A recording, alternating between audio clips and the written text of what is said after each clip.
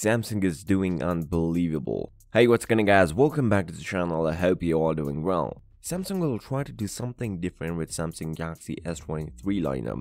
Due to the poor performance of Samsung Galaxy S22 Ultra Exynos 2200 variant, now Samsung is looking for other options to wheel for the Galaxy S23 lineup. There are chances we may see some big internal changes in upcoming Samsung Galaxy S22 Fan Edition. Samsung Galaxy S23 Ultra will going to launch in February 2023 next year, but we are getting some confirmed news regarding the S23 Ultra internals. Samsung this time thinking of switching to MediaTek process for the first time in upcoming Samsung Galaxy S23 lineup, but this will be a big question mark for the Exynos chipset. Before moving on, if you like the content, make sure to drop a like, subscribe to the channel and comment down below. Do you want to see MediaTek processor in upcoming Galaxy S23? According to the reports from Korea, Samsung is going to use MediaTek processor for the Galaxy S22 FE and the Galaxy S23. It is not clear which processor we are going to get in Galaxy S23 since MediaTek hasn't announced their next year flagship processor. But S22 FE may come with the MediaTek Dimensity 9000, which is more powerful than Exynos 2200 and even Snapdragon Gen 1.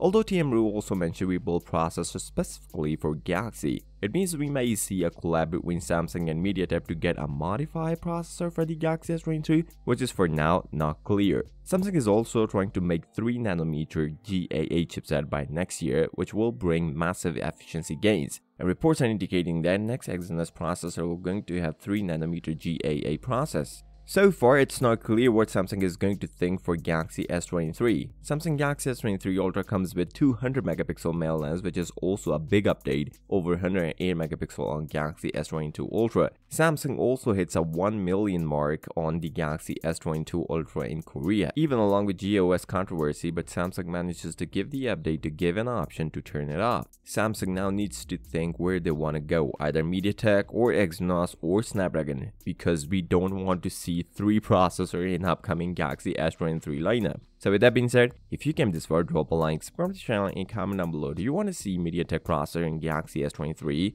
I'll see you next time. Till then, peace out.